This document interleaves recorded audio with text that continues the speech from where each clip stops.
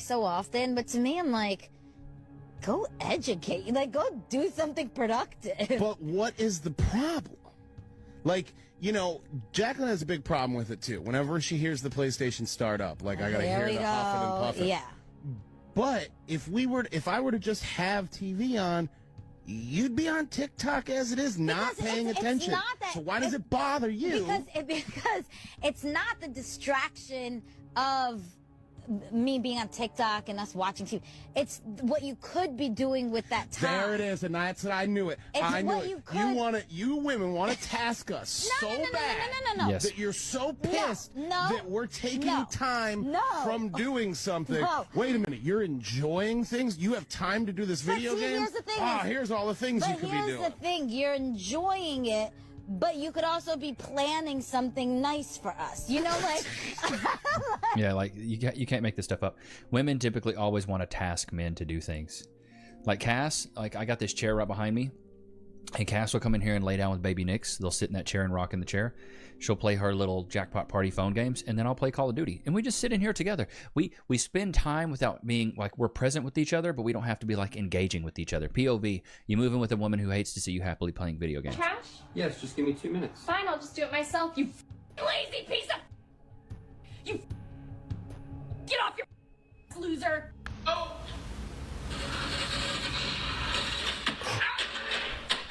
What's wrong with you? She threw the Xbox into the TV. Double homicide. This is like a $10,000 TV! Yeah, that's all you care about. Maybe now you listen to me. It's a brand new heck. I hope one day I make my husband laugh as hard as he does while playing 2K with his friends.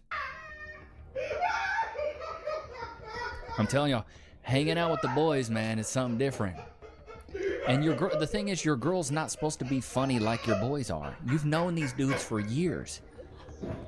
I have friends that I've known since I was like 12. I've known these guys since before I hit puberty. How are you going to be funnier than a guy I've known almost 20-something years? Longer, yeah, longer than that. My oldest friend that I play with, I've known him since I was 12 years old. I'm 35 now. How many years is that? 23 years? I've known this guy for a very long time. Why do you care? Or why do you care he plays video games? Because this man he's on the game, he's happy, relaxed, laughing with his friends, and for a moment he forgets everything, then he feels like he has to bear on his shoulders. Yes. Shout out to this woman, yes. You can just relax and play with the boys. Because, dude, all we're doing, in chat, put a 1 in the chat if you agree, all we're doing when we play in the game is getting away and then talking smack to the boys. That's all we're doing. And it's inside of endearment. Also, put a 1 in the chat if you agree with this. Men give each other a hard time. It's a show of endearment. It's a show that I like you. I only will give you a hard time if I like you guys. That's why I give you guys a hard time. Because I like you guys. And I figured if you're watching, you probably like me too. You're sick. I don't like you like that, you weirdo. But I give you guys a hard time because I buck with you guys. You know what I mean? I feel like you guys are my boys. If a guy plays video games, that's a big deal breaker. Absolutely. Let me tell you this. Absolutely. I want to tell you this. The way that you feel about men who play video games is the way that men feel about the fact that you guys do things. Like, Facts. why was my ex-boyfriend fine with it? Why is every guy I'm talking to fine with it? Why is he your ex? Gotcha, bitch! Probably because why is he your Most ex? men will have an issue. He's not my ex because of like political or reasons. You're a liar!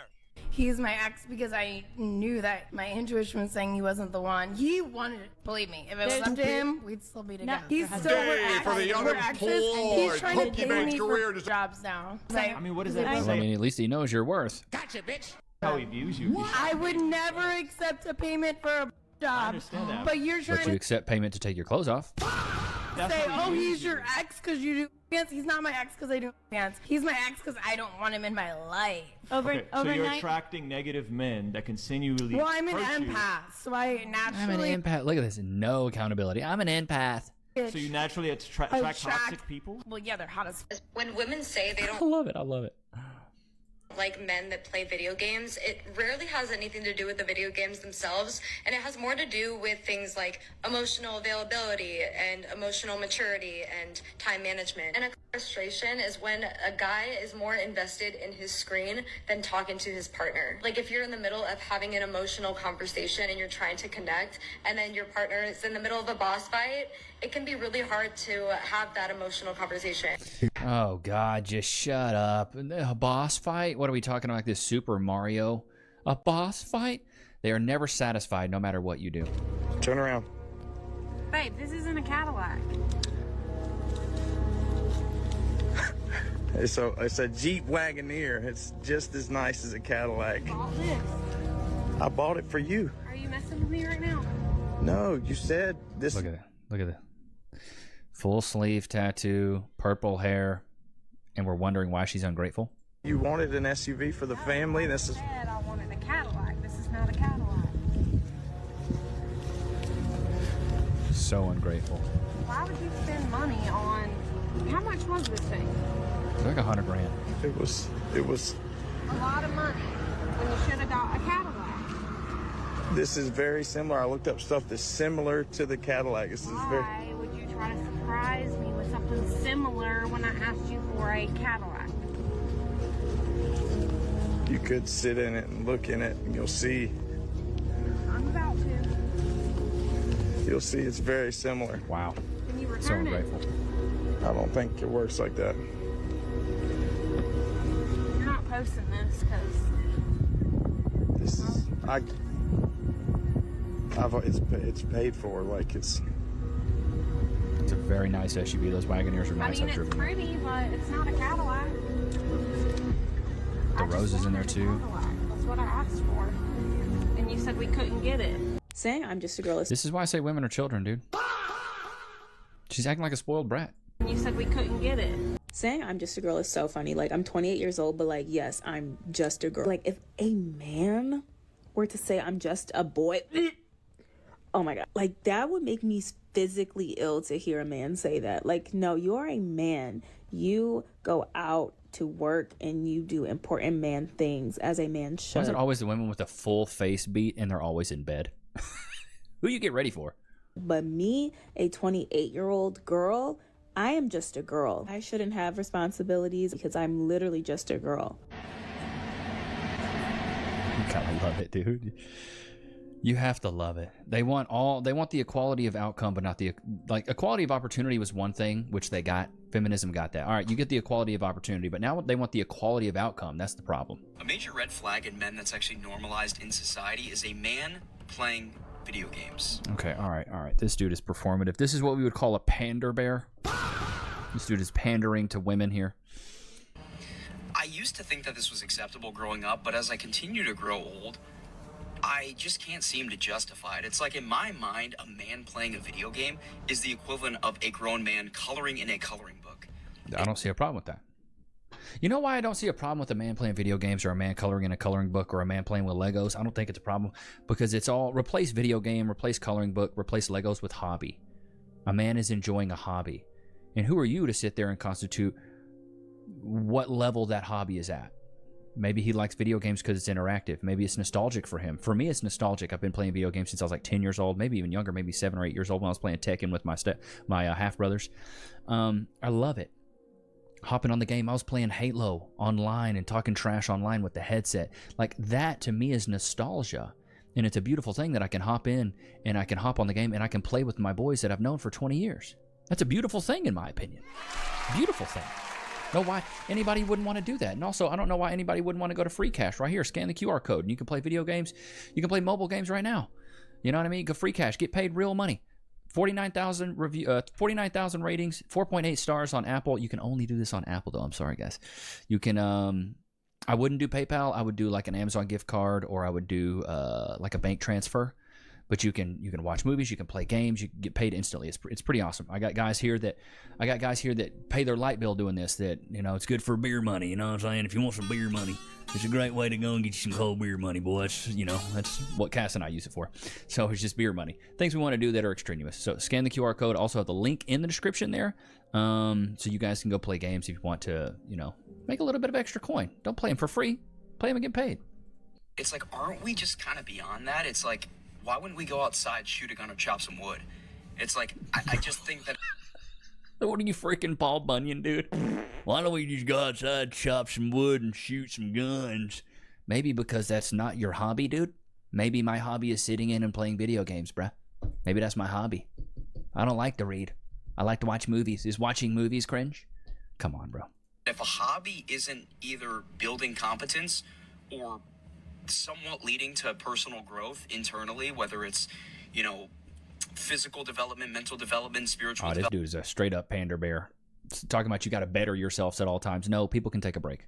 It's like, So taking a vacation, you're not bettering yourself, so it's a waste of time. Brother, get out of here, bro. why are we even doing it? Like, why are we wasting our time with a video game for a quick dopamine high? It's almost as if men can't have relaxed fun anymore. I really feel like this is coming from some sort of script that his girlfriend gave him. Yeah. Guys, it's okay to play video games if that's what you enjoy and it's not overtaking your life. It's also okay for you to individually decide that you don't want to play video games anymore because you want to spend your time doing something else. Creators who get on here talking about grown men shouldn't be playing video games, y'all are insufferable. Bro, so long as you don't overindulge in video games and put your Well, responsibility... it's just like anything else, right? You can play too much golf. You can play too much pickleball. You can go out shooting too much. You can do any hobby too much, especially if it's to the detriment of your family or it's to a detriment to your interpersonal connections or, you know, the people around you. If you're negating your family or you're avoiding your family because you want to go hit golf balls, I see that as the same thing as being addicted to a video game. aside, you can play video games. Is there no room for leisure in the life of a grown man? I don't understand it. What? Like, I get if you say don't go to dangerous environments, like don't go partying and drinking where drugs and violence is going on, or there's a high possibility of it happening, or a higher possibility of it happening in this place than any other place. I get that, right? Like, especially if you're married or in a committed relationship, going out to the club and partying and doing all this. I get saying totally stay away from those places. But being in the comfort of your own home after like a long day of work, you've relaxed, you've done everything you've had to do as an adult. You can't sit back and play some 2K, some Fortnite, some Call of Duty. Well, I'm gonna keep it a buck. I think video games are one of the greatest inventions besides like the car. I love them. I think they're great. If I could play them 6 hours a day, I probably would. But dude, I'm a simple guy. That's one of my hobbies. Maybe your hobby's something else. Maybe you like to chop wood. Maybe you're Paul Bunyan's cousin. I don't know. I like to shoot guns too. I just bought a new 6-hour 365 9mm. Absolutely love it. I was at the range straight. Loving it. Having a blast. And then I went to the indoor golf range and was straight knocking some balls around. You're sick. I know you knock balls around, you weirdo. But you guys smell when I'm stepping in. You know what I mean? Guys just have certain things that they're into. I'm about to start playing pickleball again. I haven't played pickleball in years. I think pickleball's fun. It's a good way to do some cardio. And I'm so old now that my back goes out more than I do. So I got to be careful what I do. If old people can do it, I can do it. I think I took a Viagra last week and it got stuck in my throat, and now I've had a stiff neck for 4 or 5 days. You know, I'm just playing. But for real though, my dildo, you guys have probably heard that one. That's definitely a recycled joke there. But there's just certain things that certain guys like. Let me know some of your hobbies in the comments. What do you guys like to do outside of, you know, work? Everybody's a little bit different. Different strokes for different folks, bro. Need men to get bank accounts, houses, they have careers on their own. No, you still rely on men. It's just indirect now. See, men have all different folks, bro. Need men to get bank accounts, houses, they have careers on their own. No, you still rely on men. It's just indirect now. See, men have always been in between women and the real world. That your office job is not real life. Here's another depiction of that. Here's men going out to face danger and build things on the outside in order to create a safe space for women on the inside. This is how it's always been, and it still is. You just don't understand that because you're too comfortable. Men still do all the hard work. If all women stopped working right now, we'd be fine. If all men stopped working, everyone would die. And that is, again, because men make all the food and build all the houses and the walls, and they used to guard the border. I guess they gave up on that. Women have never done that and can't. Men still do all of the necessary things to create the space for you to have your girl bossing fun time. The way it works is that working overtime at the Lululemon. Women are always really happy for men to do the hard, dangerous work until times are really good, until we build something better than this. And then you look around and you go, hey, men have more than us. No fair. You go to the government, which writes some laws for you, which makes you equal, and then you are disgusted by men who are equal to you. So without equality laws, it's very easy for women to find men they respect, and with equality laws, it's very difficult. And then everyone tells these men that they're worthless. And then they go, okay, well, I don't want to be this guy, so I'll just be this guy. And then they never grow up and they never do anything. And then you hate them even more. So your girl bossing crap is just not going to last very long because women cannot do what men do. You can't do that work of building the physical world. And what you're doing now is just sort of taking it away from men and having it for yourself without giving them anything back, which makes them go away. And then, like, imagine if you had to build a house. It's not going to happen. And then when men go away, then there is nothing in between you and bad stuff. So you might want to stop being so mouthy. I'm probably going to get a lot of hate from women who are dating men who play video games, but I just got to get this off my chest. So you know how, like, men will say that they need to come home and then just, like, turn their brain off, and video games does that for them? I'm talking, like, healthy, you know? Like, you're still an adult, but this is your downtime. Well, let me just say, ladies, you're missing out. So I've been watching him play his Xbox game, and it got me, like, really intrigued. So he got a new Xbox. I got his old Xbox. I'm like, hey, can you show me how to play this game? I don't know if it was a blessing or a curse, because on Saturday, I played that game for, like, almost 6 hours. My eyes were like... And every time I come home, I just want to play it. So when the kids are in bed... So you get it now. Kitchen's clean, I, like, run to the bedroom so I can play. And then sometimes he plays, and then we talk to each other in a party. But it's awesome. You should try it. I think if more women did that, they would realize how happy it is. Like, dude, playing video games is awesome. I remember I was in, like, 2nd grade, and when Spyro the Dragon came out, it might have been 3rd grade, Spyro the Dragon came out, and I was addicted to that game, dude. I went to school thinking about Spyro all day. I woke up early just so I could play it for, like, an hour before I went to school. Like, I absolutely loved that game. That was probably one of my top games as a kid, was Spyro. Here are the things that are bothering me about you this week. About you this week. Number 1, you play too much video games. Number 2, you play too much video games. Number 3, you played video games for like 2 hours before I even got home. Then I tell you, dude, you've been playing too much video games today. And you're like, no, I just got home like a half an hour ago. It's literally been like 5 hours. You've been playing video games for 5 hours. He's like, oh, we hung out today. No, we didn't. We got dinner for half an hour. The rest of the day, you've been playing video games. He's like, whoa, hanging out with video games. What is it? It'd be like that, though, bro. It'd be like that. It'd be like that. It seriously be like that, bro. Playing video games as a grown man is weird to me. Why do men play these games all day? It's because they're fun, like scientifically. They're engaging and they're rewarding. So much and fun. That gives you. They're just really fun. If you enjoyed, like, if you've never played a good game that like you've really enjoyed, I feel sorry for you, because it's one of those things where these games are legitimately. Some of them are so much fun. Like, I got cast. I was telling you guys about this. The new Resident Evil Requiem came out, right? And I just put it on because I was like, any new game that comes out, I'm so skeptical of buying it because there's so much woke bullcrap out there right now. Everybody's like, there's a female protagonist and she's that. And it's like, bro, just stop it. I'm cool with female protagonists sometimes. Like, I played Dead Island 2 and I picked the female character, but it didn't like slow me down and there was no woke agenda, which I was cool with. I played Assassin's Creed Shadows and there was a female sumo wrestler who was your companion. And I was like, there's never been a female sumo wrestler ever in existence, ever, for the history of everdom. It's never happened and it never will. It's like against the rules to even have a woman step on the mat. So, like, stop that. Stop that. That's stupid. Stop it. It's dumb. Stupid. But I put on Resident Evil Requiem and she really got bought into the story. She's like, oh my God, these graphics are amazing. Wow, the storyline's really good. And she doesn't like horror movies. She doesn't like thrillers, horrors, none of that. She's like, oh my God, this is really good. And it's super gory. She hates gore. But she was like following the story better. She's like, oh, look, Chloe. Is that the same girl, Chloe? And I was like, oh, how you know this? She was like following the storyline. She was really enjoying it. We go into the women lacking accountability. See what we got. We're switching gears now. Go to the Twitter. We go into the hotel room and he asks me for a, which I don't know what that is because I was raised Mormon and because I was homeschooled and I didn't know. He explains to me what it is and I'm like, well, that sounds kind of weird. I'm nervous to do this. He's like, I'll guide you through it, whatever. Jeanette McCurdy detailing her first sexual experience with a then much older boyfriend on Call Her Daddy.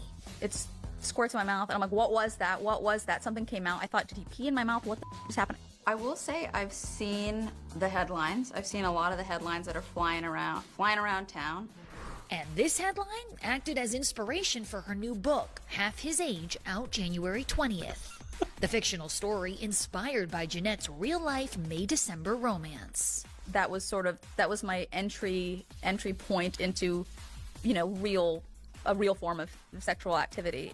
The Nickelodeon alum doesn't name names, but she says she was 18 and a virgin waiting for marriage when she started dating a man she met on set who had a girlfriend. felt a lot of guilt and shame about that for a long time. He had a girlfriend while you were seeing him? While I was seeing him, yes. While the dry hump makeout sessions were happening, And he had a girlfriend how was that that he lived with. It was initially positioned to me as sort of like, I'm not going to leave her. I'm not going to leave her, but I want this, which is, I mean, come on. Right, I'm not going to leave, but I want to pursue this with you. So it's like, don't get your hopes up. I can have my cake and eat it too, but you can't. I don't know if y'all can hear Cass. Cass is in the nursery right now. It sounds like it sounds like baby Nick's had a blowout and it's on her feet. Brother, It was a difficult reality to come to terms with. Jeanette says after a lot of twisted dynamics, the guy eventually left his girlfriend to see if he and the actress could make it work. She ditched the whole waiting for marriage thing, a choice she stands by. I eventually did have sex with him. I disregarded my self-imposed rule of no sex before marriage, and that was definitely the right decision for me. I'm so glad that I did that. But having sex with him the only way I can describe it is that there was an addictive component where it was afterward there's the crash, and then it just kind of ramps up again in anticipation for the next sexual encounter. The basis, one of the main factors that plays into how the types of decisions I make is my mental health, and that comes truly first and foremost. What I will never understand with women in general is how they want to shame men for liking younger women, but they in turn like older men. Make that make sense. You like older men, right? So wouldn't it make sense that older men like younger women since you ladies like older men? You know what I mean? Like, it doesn't make any sense to me that's like it's the preferences, it's their preferences, and then but a man's preference is like demonized, but her preference is cool. It's just absolutely wild to me. It makes no freaking sense. It makes no freaking sense. None at all. None at all. None at all. None at all. Wait a minute, chick. I think I've been meaning to react to this. Woman exposes the truth behind a lot of these female influencers afford their lifestyle. So why the long face? Goodness. When I first moved to Miami, I remember being so amazed that these girls were making so much money off of supplement deals and like the stuff they advertise on Instagram. And I was like, wow, like how are they getting paid this much? And they would be posting. She's head fishing. Like that head is her. I thought they called her head the longest yard. Shots fired! Good Lord, I thought my forehead was long. Their lifestyle, like, you know, like soft life, whatever. And I was like, oh, you know, good for them. Like, I'm not a hater. So I was like, oh, that's dope. I remember when I found out, after being like a little more integrated into the Brickell downtown Miami crowd, like a lot of these girls are actually escorts, and that's how they're paying for these apartments and cars and jewelry. Duh. And so for all the girls that like are watching YouTube and TikTok and being like, oh, like I'm gonna move to Miami and I'm gonna be a fitness influencer, blah blah blah, you can make a lot of money off of social media, but what you're seeing online is not quite the reality for a lot of things. So I just want They're prostitutes, bro. Duh. I feel like I knew that, you know what I'm saying? You know, that's just, that's what it is, bro. That's what's, you know, I'm really not surprised. You know, that's the nature of it. And, you know, it's just, sadly, that's the world we live in, you know? That's the world we live in now. Do women really know what they want? Why did you pop Peace, Billy? I'm just not physically attracted to him. And why not? He's just not my usual type. I don't like anyone that has hair. What? If you do have hair, it's got to be properly styled, like well kept. And I don't really like do-rags or anything outside of the house. And just because this is every day, but I just kind of expect you to show up. He's like, I'm cooked. Yes. Thank you. I am celibate and will be abstaining from anything. Nah, you better sell a bit of that to somebody who cares. You can't be celibate when you've already sold a bit. You know what I mean? Chat. Am I right? Put a 1 in the chat if you agree. You can't be celibate when you've already sold a bit. Shubba should have bought a Honda, put it on a t-shirt. Sexual until I'm married. What is your stance on that? Is it a yes for you? Yes. We've got I thought she said no. I thought she said no do-rags. I thought she said no. What? Women really don't know what they want, bro. They just need... That show has exposed the hypocrisy in the dating market, man, of how stupid women really are, bro. It just exposed them. So I saw this video and was like, man, this kind of is a cult from a guy that went to college and did the whole fraternity thing. Every day starts a different round. You wake up every morning and find out which houses you were invited back to. Girls are dropped from houses every day. So this is basically saying like sororities are like a cult. Every day starts a different round. You wake up every morning and find out which houses you were invited back to. Girls are dropped from houses every day. Until preference day, when you have 2 sororities left. Big day. The day that If it ain't snowing, some men ain't going. the girls find Looking like a blizzard out there. out the sorority I wanted, did I get? It's an event. It's a process. It is not for the faint of heart. You get to open up an envelope. It says the sorority that you're invited to join. And then you Rush week, dude. run, literally run, to your new sorority home. Are they going to run home to the home they want? I'm not getting a bit at all. Some girls just bail out before the process is over.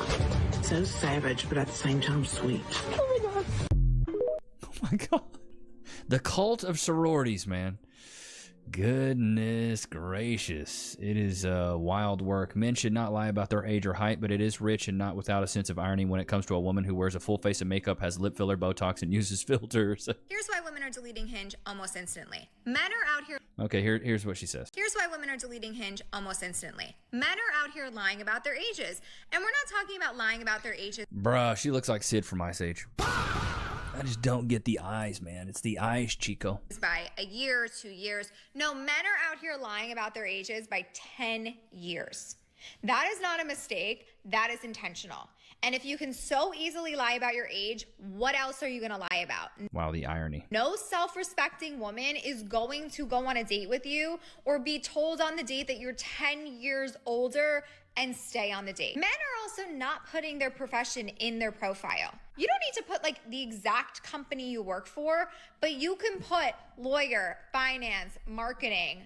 Have you noticed like the ones that she mentioned, that's what most girls want. They want you to be a lawyer in finance or in marketing. I'm not gonna go on a date with someone if I don't know what you do for a living. If you are over the age of 30 or in your 40s, you need to put in your profile if you have or do not have children, and if you want or do not want children. That should be such a given. The fact that people are leaving that out is, again, very weird, because I'm not going to go on a date with someone and then find out, oh, I don't want kids when I want kids. That's a waste of everyone's time. How old are you, though?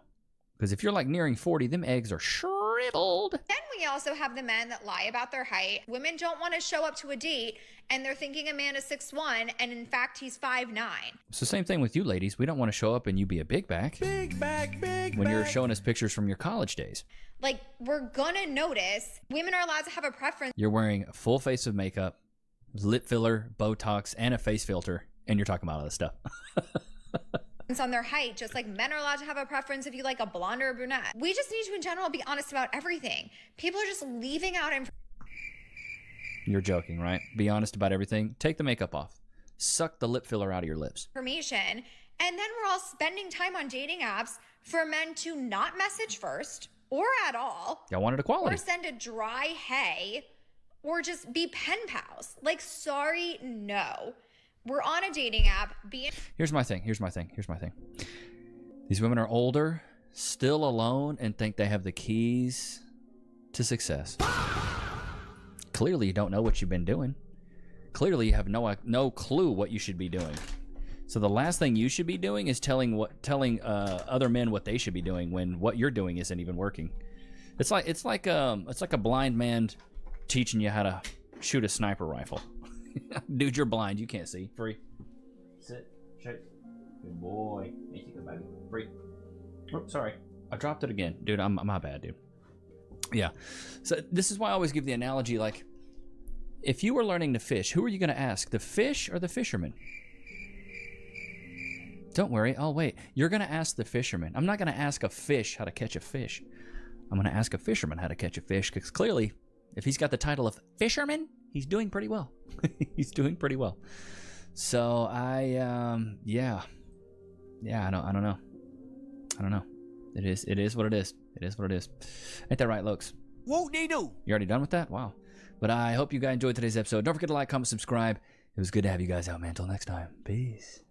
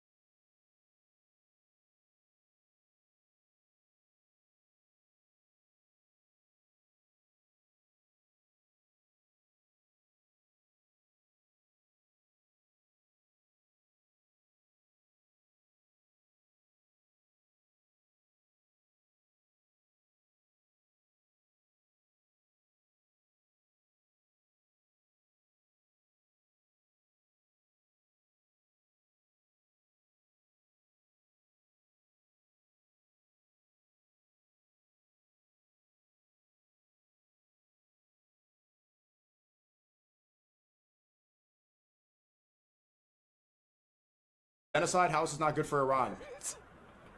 This guy systematically kills 30,000 of his own people. This guy gets killed. This random Twitter account says, no, that's bad. Like, this is so stupid. When people say, the Twitter's like, you say, hey, don't eat apples. And they're like, what, so you just want to shove a banana in your ass? It's like, that's not what I said. Do you know who that man is and what he did to Iran, what he did to innocents? Yes. Yeah, Kasan. What did he do? Kasan. If you don't see the bigger picture going on, obviously he's not perfect.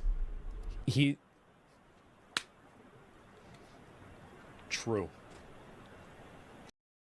Tell me what I do to make this right. Pay sanctions in the amount of $5,000. When this lawyer requested an emergency hearing but couldn't even produce his own client, the judge sanctioned him for wasting the court's time. Just tell me why we're here today. You asked for an emergency hearing from my clerk yesterday verbally. Yes, Your Honor. We're here today, Your Honor, because the court set the emergency hearing. Because you requested one, sir. Your Honor, what happened was... You didn't appear at my hearing yesterday again. If I may respond, Your Honor. Please, I'm waiting. Non-appearance for yesterday. Short answer is that it was not on my calendar. Were any of the other 6 hearings you didn't attend on your calendar? Your Honor, I don't believe it was 6 hearings that I missed. You want to go through the record again? No, Your Honor. But Your Honor, what happened on yesterday as relates to a hearing, as the court is fully aware, there was a TI hearing in which was denied regarding... And you're getting ready to go back to the ancillary and try to overturn me again, right? No, I'm not going to do that, Your Honor. I assure you, you're not. So what happened, Your Honor, there's been communications between me, opposing counsel in particular, going back and forth and trying to get the matter resolved as the case would be. It wasn't until late yesterday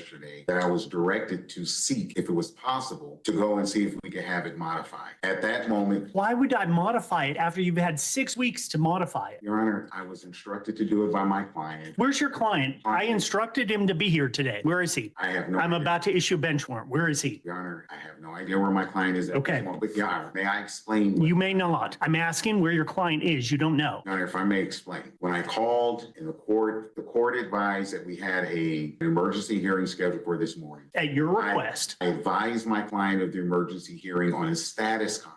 That he was ordered to appear at. By the time I got the order and tried to reach out to him, I could not reach out to him. Why don't you contact him right now and see where he is? If I may, Your Honor? Absolutely. We'll do it on the record. This is probably the 10th phone call that I've made.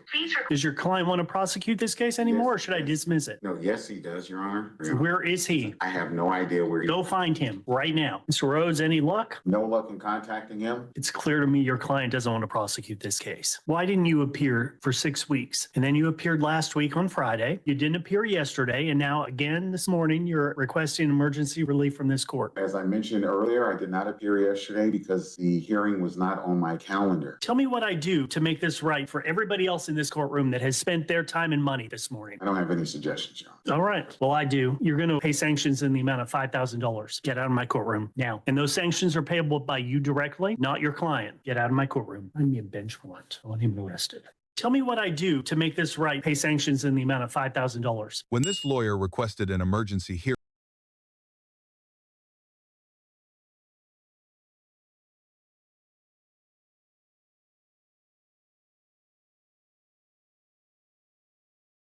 but couldn't even produce his own client, the judge sanctioned him for wasting the court's time. Just tell me why we're here today. You asked for an emergency hearing from my clerk yesterday verbally. Yes, Your Honor. We're here today, Your Honor, because the court set the emergency hearing. Because you requested one, sir. Your Honor, what happened was... You didn't appear at my hearing yesterday again. If I may respond, Your Honor? Please, I'm waiting. Non-appearance for yesterday. Short answer is that it was not on my calendar. Were any of the other 6 hearings you didn't attend on your calendar? Your Honor, I don't believe it was 6 hearings that I missed. You want to go through the record again? No, Your Honor. But Your Honor, what happened on yesterday as relates to a hearing, as the court is fully aware, there was a TI hearing in which was denied regarding... And you're getting ready to go back to the ancillary and try to overturn me again, right? No, I'm not going to do that, Your Honor. I assure you, you're not. So what happened, Your Honor, there's been communications between me, opposing counsel in particular, going back and forth and trying to get the matter resolved as the case would be. It wasn't until late yesterday that I was directed to seek, if it was possible, to go and see if we could have it modified. At that moment, moment. Why would I modify it after you've had 6 weeks to modify it? Your Honor, I was instructed to do it by my client. Where's your client? I instructed him to be here today. Where is he? I have no I'm idea. about to issue a bench warrant. Where is he? Your Honor, I have no idea where my client is at Okay. this moment. But Your Honor, may I explain? You may not. I'm asking where your client is. You don't know. Your Honor, if I may explain. When I called in the court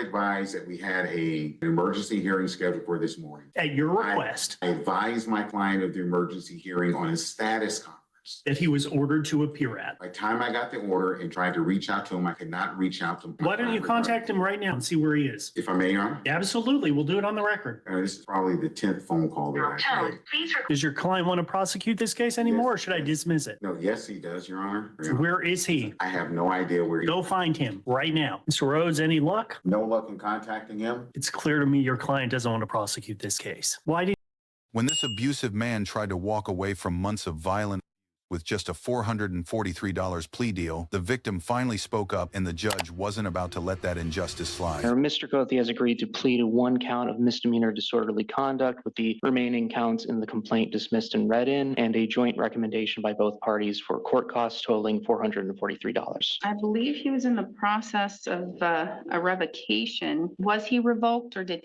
Yes, Your Honor. As of yesterday afternoon, the final decision from the administrator came in, and he has been revoked, and he will be sent to Polk County for sentencing. I was in a relationship with Andrew Cothey for almost a year. He was on the phone with a friend, and just out of nowhere, he called me the B word and then threw a car manual at me. Seconds later, he would spit in my face. He ended up waking me up to ask me where I handed him what he had wanted, and I didn't have anything else. He got angry and started firing the flare gun out the sunroof. Then he took the passenger visor and ripped it off the car, and then hit me in the cheek with it. The next thing I knew, he started bashing my head against the passenger window. I ended up throwing up and passing out. The criminal complaint is very sparse and just indicates that there was an argument and it may have escalated, but what I have access to doesn't discuss the level of what that argument may have been or consisted of. Mr. Cothey has been revoked in Polk County on some more serious charges and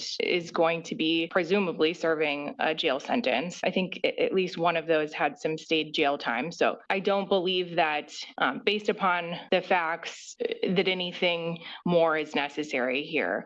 I'm questioning why a battery wasn't charged. Right. I don't have any information about bruising or pain or injury in the file as I review this. So he's pleading guilty to 1 count of disorderly conduct, is that correct? And the other count will be dismissed and read in, and he's facing other charges in the bail jumps in Polk County? To my understanding, Your Honor, that is correct. You're pleading guilty to 1 count of disorderly conduct, is that correct? Yes, Your Honor. The maximum possible penalty of this crime could be a fine of up to $1,000 or up to 90 days of incarceration or both. Do you understand that? Yes, Your Honor. That means I'm not bound to follow that, and I could sentence you all the way up to the maximum possible penalty, and I could do that here today if I thought it was necessary and warranted. Do you understand that? Yes, Your Honor. Do you still wish to proceed and enter a guilty plea? Yes, Your Honor. Did you go over the criminal complaint with your attorney? Yes, Your Honor. And again, that's that document that basically says what happened that day and why you were charged with the crime. Did you get into an argument and into a fight with SB? I don't believe so. You don't think you did? I just know that when she dropped me off, she was yelling stuff at me when I drove off. So what did you do? I just drove off. You didn't do anything? No. You didn't provoke a disturbance? No. Good, we're going to trial. Thanks. We'll set this matter for a trial.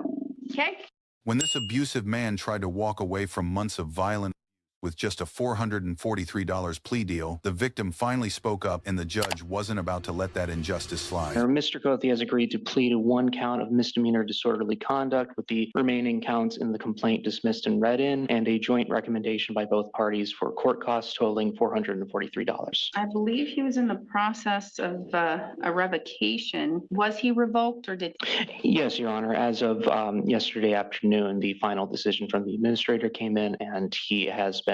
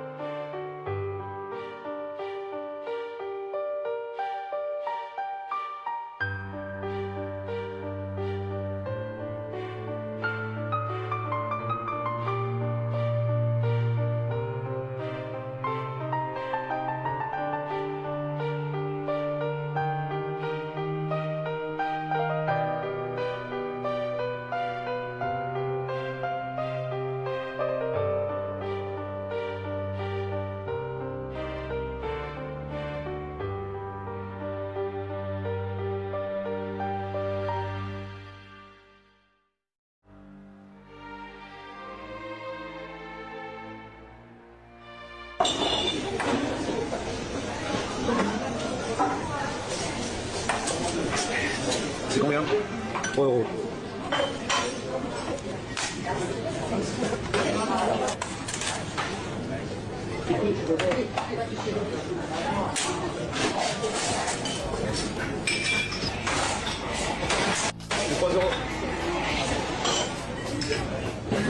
Et là?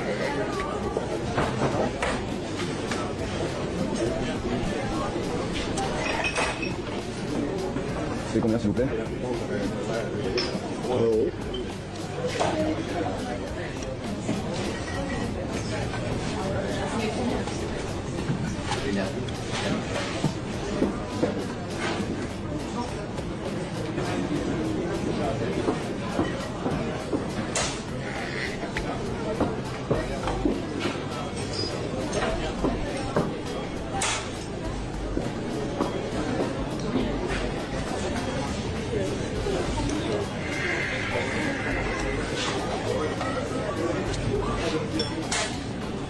Un autre s'il vous plaît.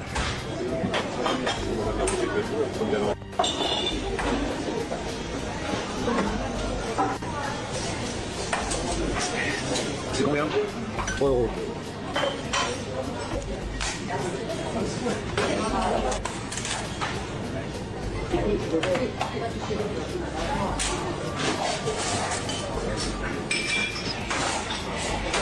C'est 3 €. Et là?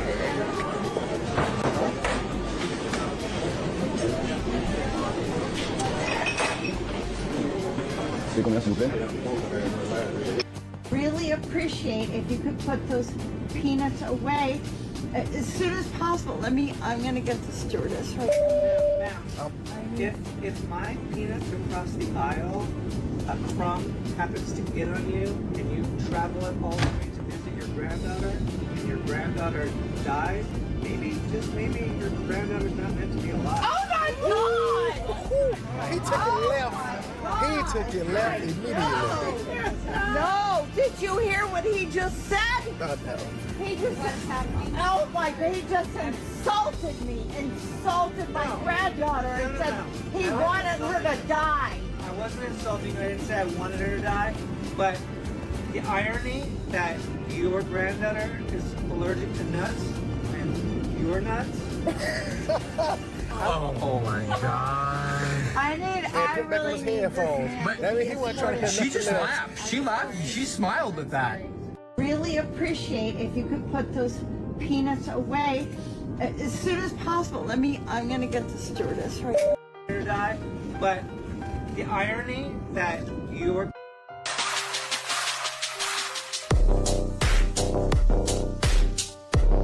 This is honestly one of the smartest baby devices that I've seen, and if your baby is under 12 months old, you need to hear this. In the 1980s, a researcher named Esther Thielen proved something that nobody expected. So all babies have this stepping reflex at birth, but this reflex disappears at about 2 months old. Now, everyone used to assume that it's simply because the brain outgrows it, but what she proved is actually that it's because their legs get too heavy.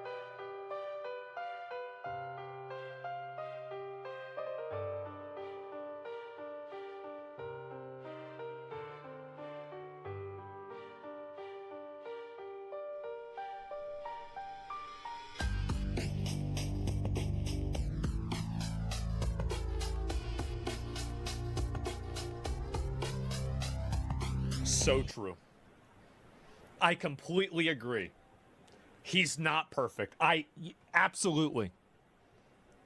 But saying this is as stupid as, like you could say that about any politician right now. Like people who get killed when they're in charge, especially in a time of war like this, right? Like, yeah, he's not a perfect leader, but what is the bigger picture going on? Why are they attacking Iran? Because Iran's making nuclear weapons, and they told the envoy from America that they have enough uranium to make 11 nuclear weapons, and they've been funding terrorist organizations that have killed Americans all over the fucking region for the last 30 years. And they chant death to America. That would be, I think that's kind of reasonable. Okay. Are you that stupid to think that they tried to kill Khamenei, and if he is really dead, this is true, that this is about the protesters or the innocent Iranians, you stupid idiot. It's a benefit. It's definitely a benefit. And I think that if the Iranians were not as openly protesting and as angry at the regime as they are, I think that Trump might not have actually done this. There's a good chance he might not have done this. I think the Iranian people being angry and raiding and asking for regime change out there in the streets, like think about how bad your country has to be that you are getting bombed by a foreign power and you have people out there in the streets celebrating, cheering while they're watching the smoke go up from their leader being killed. Think about how bad that has to be. This is about greater Israel and getting rid of their last threat in the Middle East.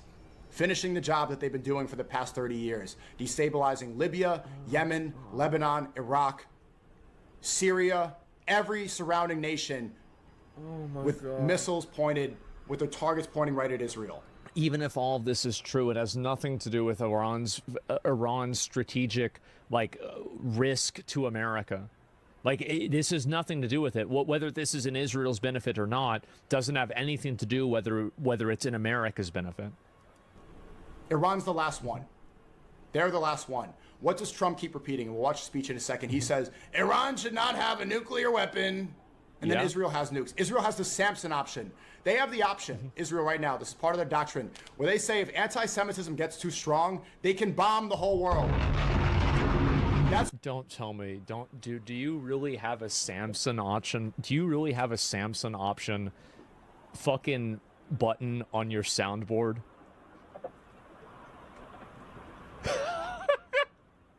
What Israel's belief is. Iran is the only real threat there. And so many Iranians, like Kaysan, this idiot, believes that it's about, oh no, free Iran. Marco Rubio is saying that. Yeah, I think that, saying that, the thing is that saying that it's in Israel's best interest isn't an argument against it. Rubio is saying, free the people of Iran, what does Mark Rubio, this Cuban-American guy, give a fuck about Iran?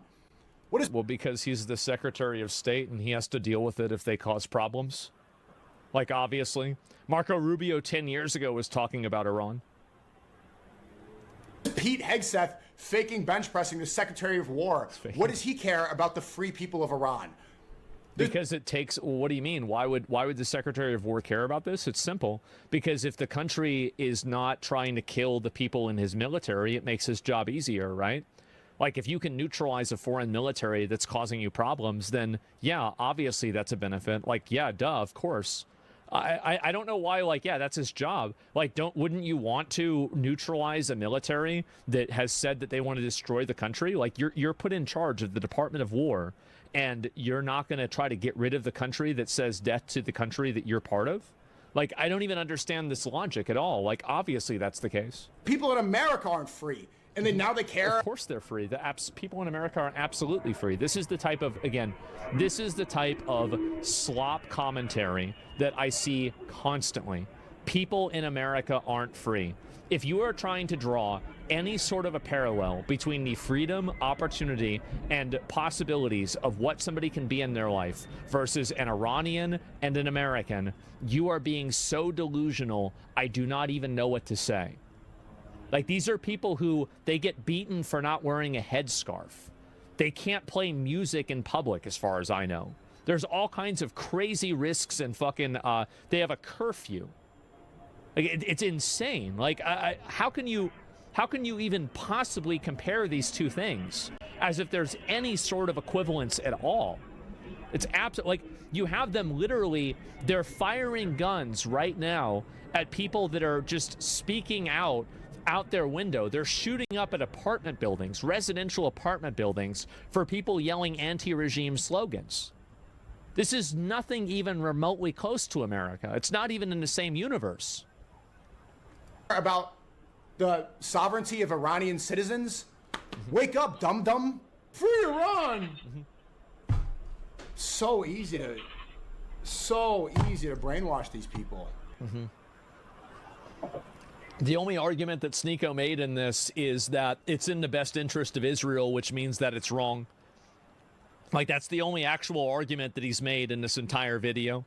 There's no real like discussion beyond that.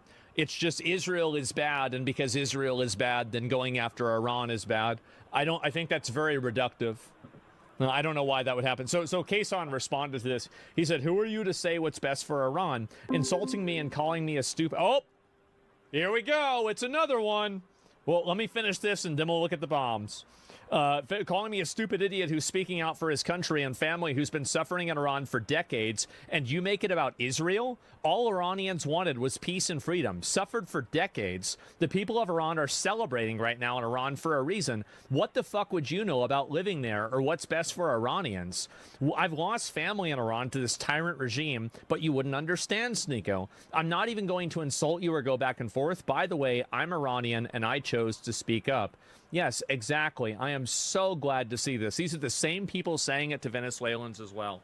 Yes, okay. Is there another one? Let me go back. I'll double check. Kason talked about it on his stream. Let me take a look at this and see it. Give me 1 second.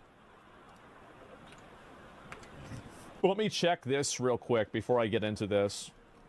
Are there more bombs? Yeah, oh, here it is. It's one alert. Oh, this is a pretty small one. Okay, I'll just keep watching it. Oops, wrong one.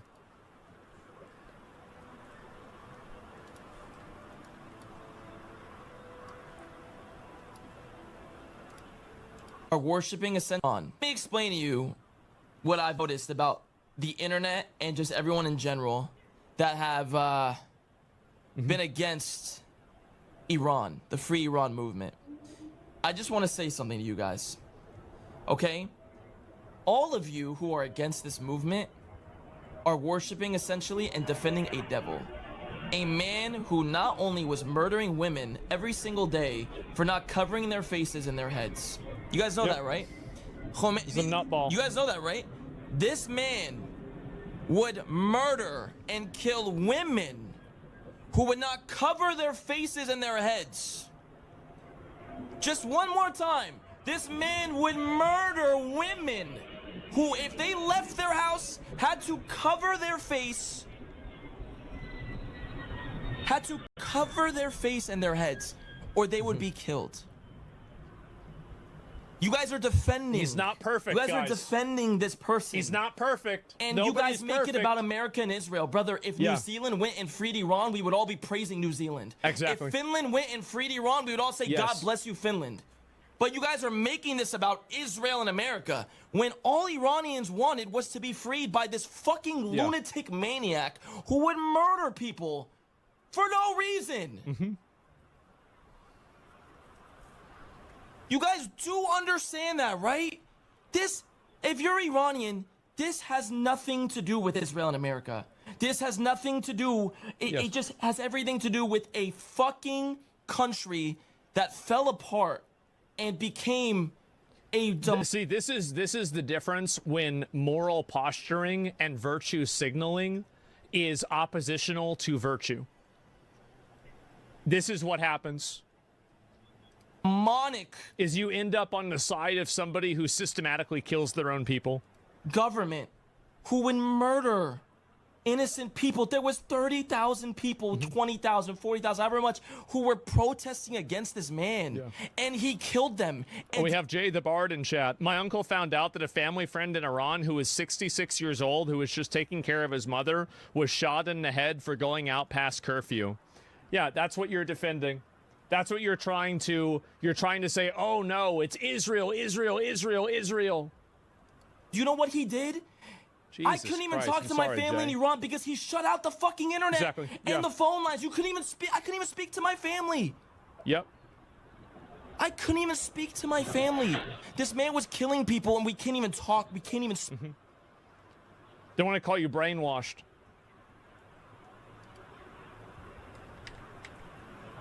It's like laggy.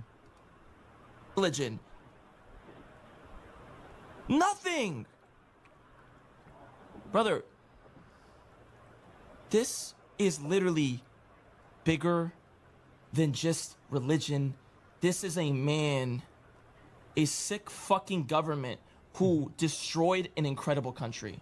It did. And you guys sit there behind your keyboards and your phones and keep believing what all these fucking people are saying about whatever the Iranians right now are celebrating. Sure, maybe 10% of them fucking worship this fucking devil. Yeah, sure, Majority of Iran are celebrating this fucking man's death for a reason. And you guys are making it about Israel and America, how... Yo, bro, do you guys understand what Iran... You guys didn't even live there. You don't know. I have family there. I hear stories. I've been to Iran before. You guys don't even know. You don't even know what the fuck you're talking about. Everyone just sits there and talks about whatever the thing they talk about and push some agenda. Jesus Christ. They're just pushing This an is agenda, good. bro. This is really good. They're pushing an agenda. Holy shit. That's all it is. It's Thank like God. I don't even understand. I don't even understand why people do this. I'll explain the reason why. The reason why is that there's a lot of people who have a reductive agenda that is anti-white, anti-Christian, anti-Western, and anti-capitalist. So anything that is against those forces, they support it categorically because it's like the enemy of my enemy. So even though these people might not necessarily support Iran ideologically, because if Iran is allied against a place that they don't like America or Israel, they will look past Iranians, like being killed in order to fulfill that goal. That's the reason why. That's it. Like Trump? Yeah, exactly. Like they hate Trump so much that they don't want to see Trump get a W. Even if Trump getting a W means that, a bunch of people aren't getting killed. Missiles, the cruise missiles. I think that the U.S. and Israelis have been very effective in taking out the missile launchers and hunting down some of the mobile launchers. They still are able to get some of them off. But I think Israel has reported that that on Saturday 90 ballistic missiles were fired at it. Today just 20. So it is going down, and I'm hearing from CENTCOM officials that in fact they're seeing fewer and fewer in these waves. But again, these drones are going to causing. I mean, they're getting increasingly limp-dicked. It's pretty obvious. A lot of damage. Everybody can tell this. They're the ones that have struck these hotels in Dubai and Bahrain and elsewhere, and they're going to be a problem for some time. All right, thank you. I bet they will be. Absolutely. You use this use case when Russia would consider joining Iran directly. Why would they do that? They can't even take over Ukraine. Like, that's really it. I mean, I don't know what we're even talking about here. Let's see if I can find the rest of these other posts, if there's anything that's new that's happened. But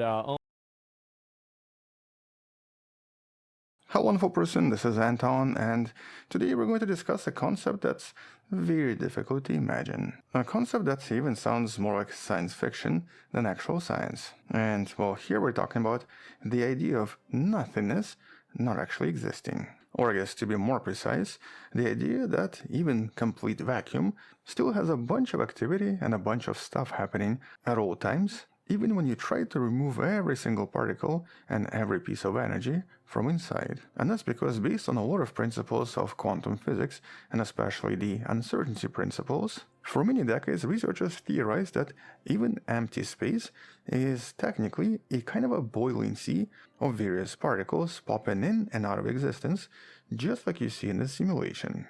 This is also sometimes referred to as the quantum foam. And this quantum foam is filled with these very unusual virtual particles, or these individual residents of this quantum foam, that pop in and out of existence in just a fraction of a second. Or at least these are the concepts that have been used in math for a very long time. Because when it comes to these virtual particles, detecting them has been notoriously difficult. However, in a very recent study, and a very recent exploration on detections from the particle physics, and specifically this particular study by the STAR collaboration that was recently published in Nature, researchers might have finally given us the first ever look at this somewhat bizarre invisible world. Or I guess just to rephrase this, they might have officially confirmed the existence of these virtual particles because a couple of them was potentially detected.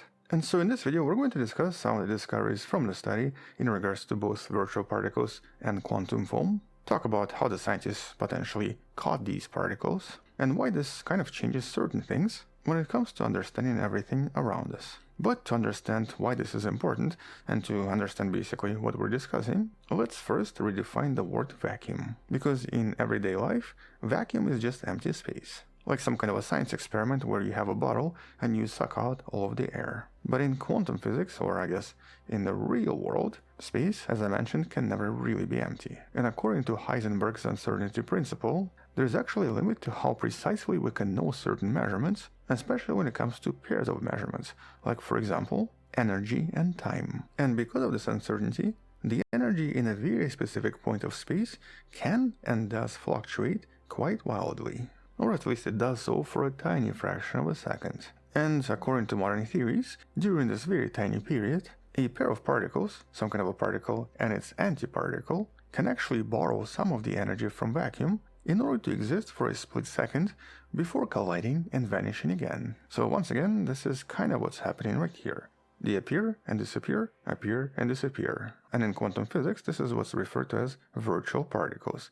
Now in this case, virtual does not mean they're fake. A much better word would have actually been transient. So they're basically transient particles. Something that was very theoretical, but something whose existence was basically proven through various experiments, including things like the Casimir effect. This is a famous experiment where you basically take two relatively thin plates and place them next to each other at extremely close distance, and they'll actually start experiencing a lot of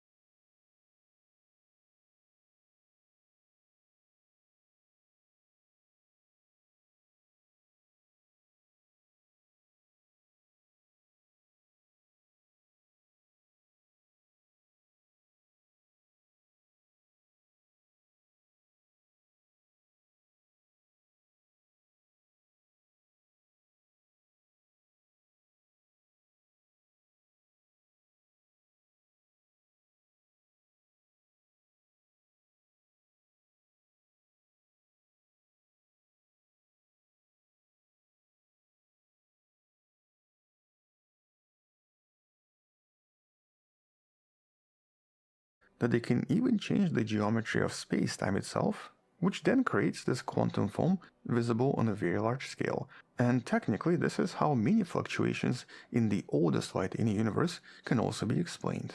The famous cosmic microwave background contains these individual fluctuations, which scientists think might have actually formed as a result of quantum foam in the first fraction of a second following the Big Bang. And that means that at the smallest scales, the space itself might not be very smooth, but rather kind of foamy. It's basically full of these bubbles, with ever-changing regions of space-time itself. Although interestingly, so far not a lot of proof of this has been discovered, with researchers using various telescopes like the Chandra telescope, and especially observing the light from distant quasars, so far not finding enough evidence. And specifically, the light coming from them should be maybe just a little bit blurry if the virtual particles indeed produce so many effects. And that means that the evidence is kind of there, but not really there, as in scientists have never really had this very specific evidence for the existence of either quantum foam or these individual virtual particles. And that's kind of what this new study is trying to change. And so let's talk about this breakthrough from the Brookhaven National Laboratory. Because here, for the first time ever, researchers have traced actual virtual particles as they switched from being vacuum into real particles, which were then observed. And in this case, this was done by observing very powerful particle collisions. And so here, by smashing protons moving at 99.99% of the speed of light, a lot of these collisions created massive boosts of energy. And when certain virtual particles, such as for example strange quark and strange antiquark, happen to appear at just the right time as the actual collision between two different particles, at this exact time, they can actually affect how the collision happens, but more importantly, a lot of this extra energy from the collision can then be captured, with the virtual particles now having enough energy to become real particles. In other words, just to rephrase this, if the collision happens in just the right time as the virtual particle appears very close to it, it can physically create new matter. But what makes this particular study important is, of course, how they were able to detect this and how they were able to prove it. Okay, so first, when various virtual quarks are born, they're usually produced in entangled pairs, meaning that they're fundamentally linked. That's the famous quantum entanglement principle. And because they're linked and because they're connected, the pair is always born with their spin pointing in the same direction. Or in scientific terms, they have a parallel spin. And just as a side note, in this case, spin refers to a very specific property of fundamental particles, very similar to other fundamental properties like mass and charge. And so here the particle doesn't actually spin. Instead, the spin produces a type of an angular momentum. But in this case, for both of these virtual particles, the spin is parallel and they're essentially aligned. But in order to find the signs of these particles, researchers had to focus on something very specific. And they chose a type of a particle that doesn't usually exist in nature for too long, but can be created in these particle physics conditions. These particles are actually known as lambda baryons, and in essence they represent a very exotic version of hydrogen. And so for a normal hydrogen atom, you would have two up quarks and one down quark. But for a lambda baryon, or specifically for a lambda hyperon, one of the quarks is replaced with something else that's more exotic. In this case, it's replaced with a strange quark. And so in this experiment, researchers discovered that when these bizarre hydrogen atoms or these lambda hyperons were produced very close together, their spins were perfectly aligned. They were kind of like quantum twins. And this correlation is a direct inheritance from these virtual quarks that were produced in vacuum. In other words, the only reason these particles were produced is because those strange quarks must have popped into existence from complete vacuum. There was no other way to explain this extremely high correlation of their spin. But when these particles were produced much farther apart, this correlation and connection always vanished, which presented researchers with an extremely strong evidence for the transformation of these virtual particles into actual quarks. In other words, this experiment almost definitively confirms that pure vacuum actually is quantum foam, and quantum foam sometimes creates particles out of basically nothing. Although in this particular case, because these were very exotic atoms, they eventually dissipated into pure energy. But the other question you might be asking yourselves, or I guess I was asking myself, is, does this have any practical use, or does this explain anything to us that we didn't really know before? And well, the thing is, it kind of does. And specifically in regards to the idea of mass. And that's because even after decades of research, we actually still don't really understand exactly where mass comes from. Now, approximately a decade ago, there was a lot of buzz and a lot of hype in the news in regards to the famous Higgs boson, because it was supposed to explain where mass comes from. And it kind of does, but it only explains like 1% of mass. It does not explain where 99% of mass comes from. And turns out that these virtual particles are extremely likely how the rest of the mass is produced. And so the real quarks inside a proton and inside all of the atoms in our body only contribute a tiny proportion of total mass inside any object. But most of the mass inside of us and pretty much all around us seems to come directly from the interaction of these real quarks and a massive swarm of virtual quarks and gluons that you can kind of see simulated in this older video we've discussed in the description. And so by tracing exactly how these particles become real, we may finally start to understand how mass itself is generated as well, and thus understand the physical mechanism that seems to create matter in the universe.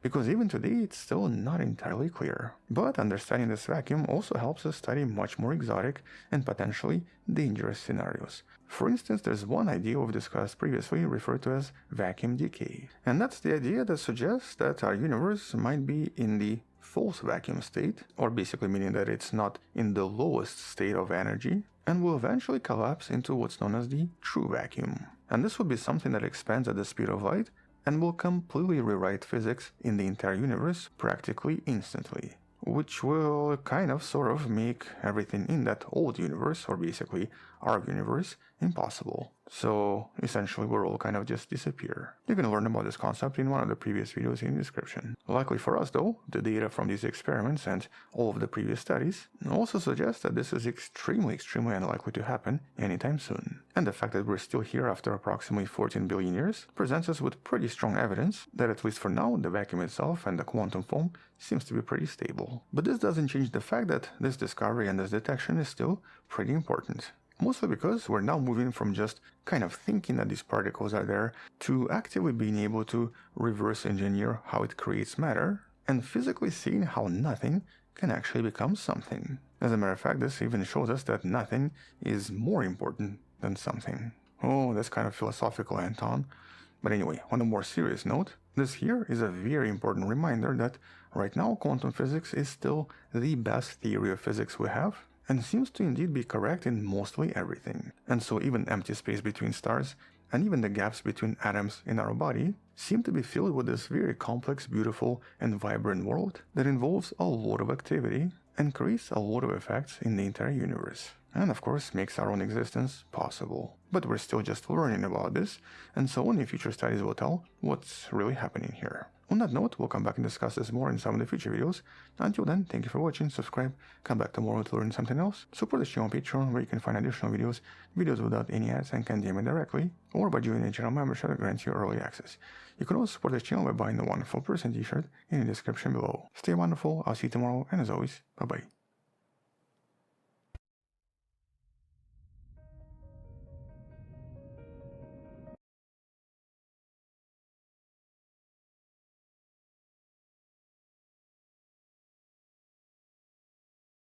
Hello wonderful person, this is Anton, and today we're going to be discussing these very strange stellar rebels that don't seem to follow the exactly same rules in the Milky Way galaxy. Specifically, we're going to discuss the concept of runaway stars, with some of them also referred to as hypervelocity stars, or in essence stars that are moving across the Milky Way at ridiculously high velocities, much faster than anything else. And while for the solar system, the average velocity is approximately 220 kilometers per second as it travels across the Milky Way galaxy, some of these stars are literally screaming through the galaxy at thousands of kilometers per second for reasons that are not entirely understood. And so in this video, we're going to discuss some of the recent discoveries about this somewhat bizarre concept and talk about some of the more unusual discoveries from the last few months. And that's because recently there have been some additional observations and some additional discoveries that kind of change our overall understanding about these objects, and specifically about their origin. Where exactly did they come from, and what caused them to move so fast? But also discuss how these stars might be the key to mapping the invisible parts of the universe including of course the mysterious dark matter. But I guess first, so what exactly are they by definition, and what do we know so far? Well, first, most stars in the galaxy obviously move in a somewhat predictable manner in a kind of a circular shape around the galaxy. And so for stars like our Sun, whose velocity is approximately 230 km per second, one single orbit is going to take approximately 230 million years. We actually call this concept a galactic year. But the runaway stars seem to be rebels or outliers. They basically seem to have been kicked out of their original positions, and very often have velocities in hundreds of kilometers per second, and often exceeding 1000 kilometers per second. Basically meaning that the Milky Way's gravity can no longer hold them, and they'll eventually escape into the intergalactic space. But why exactly does this happen, and what creates this bizarre mechanism? Well, traditionally astronomers believe there were two main ways. The first one is referred to as the Hughes mechanism. This is basically a gravitational slingshot, and it happens when a pair of stars in a binary system gets a little bit too close to the supermassive black hole in the center, in this case Sagittarius A star, with the black hole capturing one of the stars, but then flinging the other one away from the center at very high velocities. And in this case, even though we don't really see a lot of these stars coming from the center of our own galaxy, not so long ago we've discussed a study where quite a few of these stars have been discovered coming from large Magellanic Clouds. And specifically, at least a few stars have been discovered to move at 1000 km per second, with their trajectory intersecting with the center of the Milky Way satellite galaxy. And this by itself is a quite exciting discovery, because it provides us with evidence for a supermassive black hole inside the Large Magellanic Cloud, and of course provides direct evidence for this Hughes mechanism. We've actually discussed this discovery in one of the previous videos in the description. Additionally, a few other hypervelocity stars have been also connected to various globular clusters, such as the one referred to as Messier 15. And in this particular case, this could be evidence for the existence of intermediate mass black hole in the center, because something very similar happened, but on a slightly smaller scale. And so at least one star moving at 548 km per second, discovered a few months back, may also be explained using very similar mechanism. But unfortunately, this only explains a handful of stars. Since so many more have been discovered, something else must be at work as well. And this takes us to the second scenario involving supernova. Many massive stars usually start as pairs, and once one of these stars explodes as a supernova, the sudden loss of mass can actually release the companion, making it move at very fast velocities, kind of similar to a stone being released from a sling. And at least one such star has already been confirmed to have come from a nebula in the Milky Way. And so in the study you can find in the description, a research team used Gaia telescope data to trace a path of a massive runaway star referred to as HD 254577. And in this case, it seems to have come from a jellyfish nebula, basically providing us with very strong evidence that some runaway stars are indeed produced by supernova. And so in this case, anywhere between 10 and 30,000 years ago, this star's companion exploded, leaving behind a nebula and a neutron star, with the star being kicked out, moving at hundreds of kilometers per second. But once again, so far this is just one such star. No other star has been traced to any nebula yet. As a matter of fact, at least one hypervelocity star has been discovered to be very strange and would unlikely to have been created by one of these events. This was discovered approximately a year ago in the early 2025, but here we had one hypervelocity star on the escape trajectory that's already 24,000 light years away from us. And it's also moving at 540 kilometers per second. But here the strange discovery was that it seems to contain a planet, and specifically a super-Neptune exoplanet that seems to be still in orbit. And this is the first time a planet has been found orbiting a hypervelocity star, and does actually challenge some models, because we don't expect such a violent ejection to keep any planets around. Yet somehow in this case, this planet remained, and is now basically on the way out into the intergalactic space. In this case, the planet is about 29 times the mass of planet Earth, and seems to have an orbit very similar to Venus in the solar system. And intriguingly, this was actually discovered using a microlensing event that contained two separate objects that basically created a kind of a double peak in the lensing observations, essentially suggesting a pair of celestial bodies, with one being a star and one being a planet. And eventually, by comparing the location of the star in 2011 to its location in 2021, they were able to confirm that it's moving very, very fast, which was a pretty exciting discovery. But this also obviously creates a bit of a mystery. So how would that kind of a system form? Because a supernova or a Higgs mechanism involving a black hole would very likely destroy the planet. And this is potentially something that was finally answered in this study from 2026. And here this was a survey of 214 O-type stars that actually kind of revealed a bit of a surprise and a potential explanation. And well, it turns out that the majority of these massive runaways are slow rotators, which for astronomers is not expected, and there's one simple reason for this. If these started as a pair of stars and involved a supernova or a Higgs mechanism, they would actually be expected to spin very fast as a result of the interaction with their partner, which basically suggests that for some of the most massive stars, dynamical ejection, or basically a gravitational scuffle between several stars in a crowded cluster, might be a much more common way to create runaways as opposed to a black hole or a supernova. In other words, the majority of them potentially started as just stars with a lot of really massive neighbors, and many of them might have been a part of a relatively populated cluster. But then eventually, through multiple interactions with partners, and especially very massive partners, they would eventually get kicked out while also acquiring relatively large velocities. Now possibly not thousands of kilometers per second, but definitely several hundred kilometers. As a matter of fact, because in this study, fast-moving runaways that are also fast rotators were almost entirely absent, it means that the mechanism that produced them has to be different from a supernova event and from these supermassive black hole interactions. As a matter of fact, in the entire data they looked at, only one star was discovered to move fast enough and spin fast enough to potentially be the result of a supernova or a black hole capturing its partner. This was a star known as HD 124979, located pretty far from the galactic plane.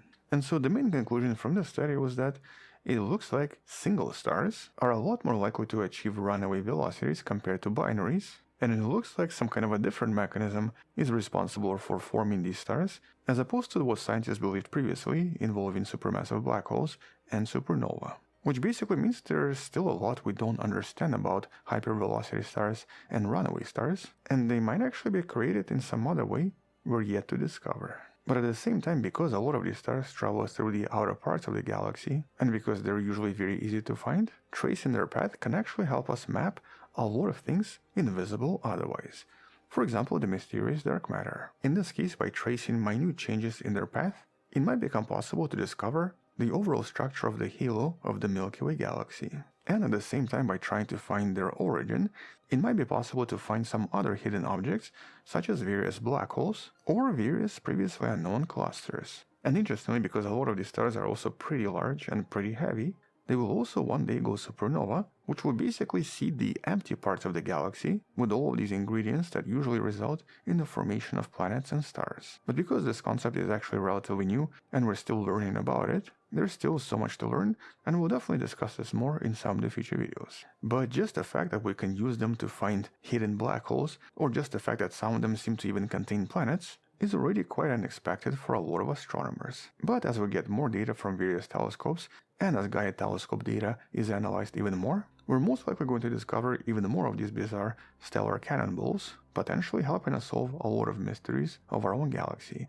But until then, check out previous videos in the description. Thank you for watching, subscribe, come back tomorrow to learn something else, support the channel on Patreon where you can find additional videos without any ads and can DM me directly, or by joining the channel membership that grants you early access. You can also support this channel by buying the Wonderful Person t-shirt in the description below, which I'm not wearing right now because it's just too cold in the studio. But that's a different point I'm not going to discuss.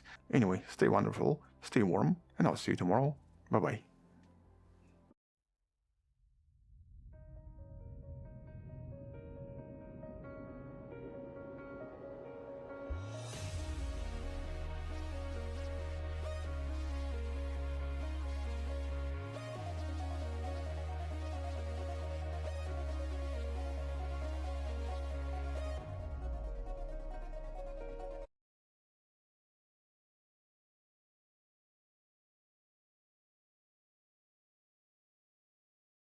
Hello wonderful person, this is Anton, and today we're going to be discussing a relatively recent mystery of something referred to as the Amaterasu particle. Something we discussed back in 2023, and something that represented one of the most energetic particles ever detected anywhere. And back then this was referred to as the another oh my god particle. The super famous event detected back in 1991, that represented something that even today is very difficult to explain. A particle containing so much energy that it was actually impossible to explain where it came from. Here the energy was about 40 million times higher than anything we ever produced on Earth using particle accelerators. Or I guess in more layman terms, the energy was equivalent to a baseball traveling at approximately 100 km per hour or 63 miles per hour. Except that this was just one tiny particle. And well, after approximately 3 decades, we seem to have another such event. But this unusual event, discovered in the desert of Utah, actually left a lot more questions, because in this case, it even challenged our understanding of how we think universe works. And so let's talk about this event and recent discoveries, and of course the potential explanation a little bit more. But I guess let's first go through some details and some basics, just so that we're all on the same page.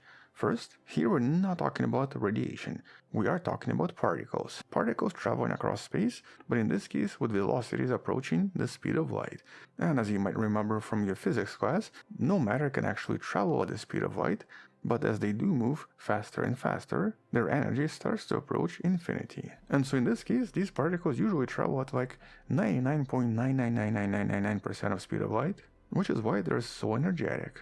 And while both the OMG particle and the Amaterasu particle had a very similar energy of several hundred eEVs, or essentially here we're talking about 2 × 10 to the power of 20 electron volts. As I mentioned, this is a ridiculously powerful amount of energy and represents an actual object, such as a baseball. But unlike the OMG particle, the problem with this detection is also where it came from. Because unlike the OMG particle, when the scientists traced back the trajectory of this event, they discovered that it seems to be coming from a galactic void, or specifically the region referred to as the local void, where we kind of expect nothing. Or almost nothing, because we only know of like 6 galaxies that seem to be inside, and none of them contain massive black holes that should be capable of producing anything so powerful. And so that's essentially the main mystery. Where exactly did this come from?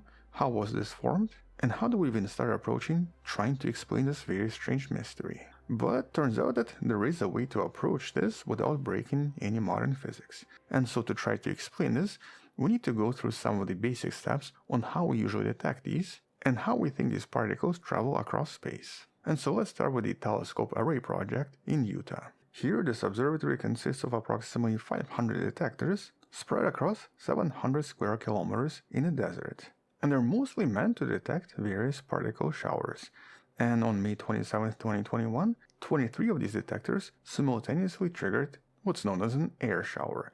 Basically the production of a lot of subatomic particles, which is usually the result of some kind of a powerful particle hitting the upper atmosphere. And while this took a few months to examine, but eventually, once all of this was reconstructed, it was discovered to be super powerful. 244 exa-electron volts. Just to give you a slightly different comparison, this is the energy of a typical brick being dropped from a waist level. And yeah, that would definitely hurt your foot. And while in the world of physics, this is almost impossible, or at least currently impossible to explain. In the history of recorded science, except for this particle and the oh my god particle, nothing else comes even close. And so no actual mechanism for their formation is known to us. But the mystery in this case was of course the location or the origin. When astronomers were tracing the path of this object, they did expect to find some kind of a violent supermassive black hole or some kind of a very massive galaxy, possibly involving a quasar. Except that, as I said, it seemed to be coming from the local void.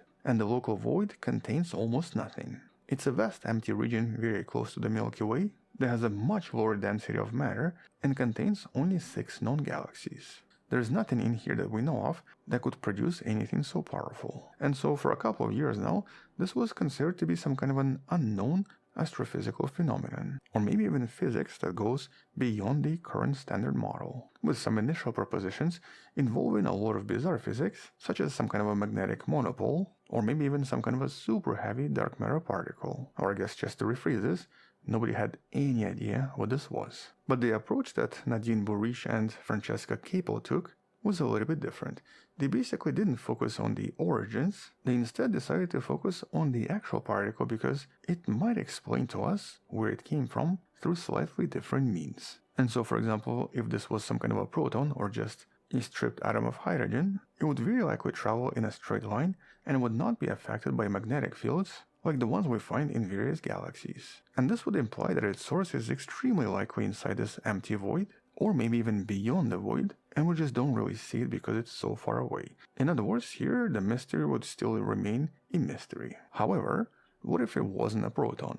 What if it was actually something much more complex? For example, a much heavier nucleus, such as iron. Well, here, an iron atom would actually change things. And that's because heavier particles also have higher electric charge, which means that magnetic fields in galaxies tend to affect them a lot more. And so if Amaterasu was iron, its source could have been much farther away, with this particle potentially taking a path that was a lot more curved on the way to us. And that's because these particles are generally pushed and pulled by magnetic fields as they travel. So kind of like trying to walk in a straight line in very, very windy conditions. And that means that if this particle was an iron particle, it could have come from a lot of different locations that's not the galactic void.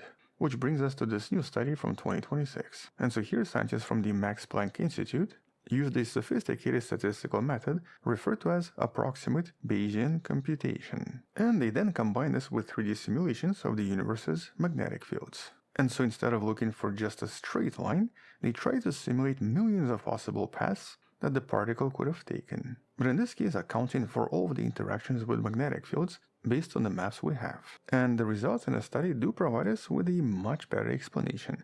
An explanation that suddenly does not break any physics. Because their simulations show that it's quite probable that this particle did not originate from the local void, but instead possibly came from one of several starburst galaxies. Here we're talking about galaxies containing starburst regions that usually produce a lot of supernova, responsible for the production of cosmic rays and also responsible for the production of very powerful magnetic fields, both of which could have, in theory, produced one of these particles. And right now, the top candidate is this, Messier 82, a galaxy 12 million light-years away from us, very famous for its intense star-forming regions and the beautiful formation you see coming from the center. This is actually not the result of the black hole, this is the result of star formation. With the other potential candidate being NGC 6946, also known as the Fireworks Galaxy, and NGC 2403, also known as Caldwell 7. And this, of course, makes a lot more sense. Basically, this study suggests that if Amaterasu started as an iron nucleus, it could have been pushed and pulled by magnetic fields that would have deflected its path just enough to make it appear as if it came from the void. But in reality, it could have come from one of these very active, well-known galaxies that do contain a lot of sources of potential cosmic rays, with at least one of them maybe just being a little bit too powerful. And so unlike previous analysis that usually focused on the straight line arrival direction, here by using these probability maps, and by combining this with magnetic field maps, the results seem to be just a little bit better. With this paper basically being a kind of a milestone for a lot of future research on these ultra-high energy cosmic rays. The concept that's still a little bit mysterious, but that hopefully in the next few years we'll finally be able to crack. And this is actually why this research is kind of important. These particles are basically kind of like the messengers of some of the most violent events in the entire universe. But exactly what type of an event this is, we're not sure. And so whether this is a star being torn apart by a black hole, or basically a tidal disruption event, or some kind of a very powerful supernova, only time will tell because we need to be able to trace these objects in order to see the actual source. And once we're able to understand these particles, it will help us understand the universe and the limits of nature just a little bit better. As a matter of fact, quite a few slightly less powerful particles have already been detected in the last few decades, and so we know these events seem to be pretty common and seem to come from various locations in the universe. But because the most powerful events are so rare, it will definitely take a while before we get more answers. Luckily, the telescopes detecting these are actually getting new upgrades, with this one, the telescope array, currently being expanded to 4 times its current size. And additional projects like the space project, referred to as